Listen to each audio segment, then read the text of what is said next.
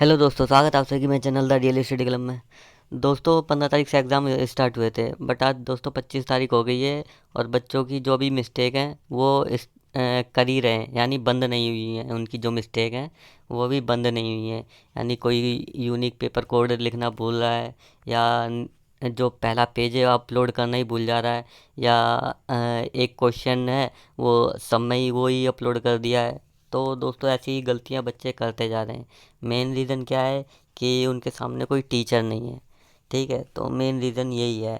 और वो भी दे रहे हैं बच्चे, पहली बार भी दे रहे हैं। और जो पिछली बार बच्चों ने एग्ज़ाम दिए थे तो उन्हें कितनी दिक्कत थी वो उन्हें पता होगी। और जो फर्स्ट और थर्ड सेमेस्टर वाले बच्चे हैं वो पहली बार वो भी एग्ज़ाम दे रहे हैं, तो उन्हें भी मान सकता हूँ कि बहुत दिक्कतें हो रही हैं कि वो पहली बार वो भी एग्ज़ाम दे रहे हैं, कुछ पता भी नहीं है।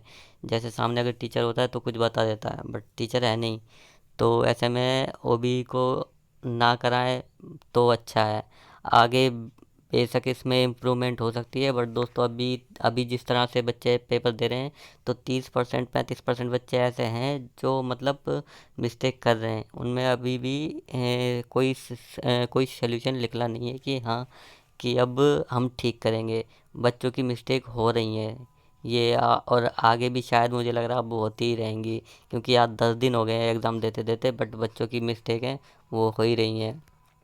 तो दोस्तों आप लोगों को एक बार फिर से बता दूं कि जो अगर आपकी आंसर शीट अपलोड नहीं होती है दोनों पोर्टल पे, ठीक है, तो आप उन्हें मेल कर दीजिए अगर आपकी दोनों पोर्टल पे अपलोड नहीं होती है। और कोई अगर दिक्कत होती है, पोर्टल पे लेट अपलोड होती है, तो स्क्रीनशॉट लेके रख लीजिए, ठीक है। और एक बात और बता दूं कि अगर आपका पहला क्वेश्चन हो जाता है, ठीक है, तो उसे पहले क्वेश्चन में उसी टाइम अपलोड कर दें। उसका वेट ना करें कि हाँ सारे क्वेश्चंस के आंसर देने के बाद सबको एक साथ ही अपलोड करेंगे, ऐसा ना करें, ठीक है। तो अगर आपका पहला क्वेश्चन हो जाता है तो पहला अपलोड कर दें, फिर दूसरा हो जाता है तो दूसरा भी अपलोड कर दें, तीसरा भी हो जाता है तो उसे भी अपलोड कर दें। ऐसे लास्ट में समय की दिक्कत होती है, फिर बहुत से बच्चे अपलोड कर रहे होते हैं तो उसमें एरर शो होता है, कुछ शो होता है, बच्चे गलती कर देते हैं जल्दबाजी में, ठीक है। जो आप क्वेश्चन कंप्लीट हो जा रहा है तो उसे एक बार अपलोड कर दीजिए, ठीक है, फिर दूसरा क्वेश्चन अटैम्प्ट कीजिए। तो इस तरह से आप करते रहिए, ठीक है। और अब तो 2 ही दिन बचे हैं एग्ज़ाम के, और अब आगे देखते हैं क्या एसओल बताता है कि किन बच्चों के जो अपलोड नहीं हुई हैं, या किसी कारण उन्होंने मेल भेजी है और मेल का कोई मैसेज नहीं आया, रिप्लाई नहीं आया। तो अब दोस्तों वो आगे पता लगेगा, ठीक है। तो इस चीज़ की दिक्कत ना लें कि मेरी आंसर शीट अपलोड नहीं होगी, ये नहीं होगी। आपकी अगर आंसर शीट अपलोड नहीं होती तो मेल कर दीजिए, साफ सीधा है, ठीक है।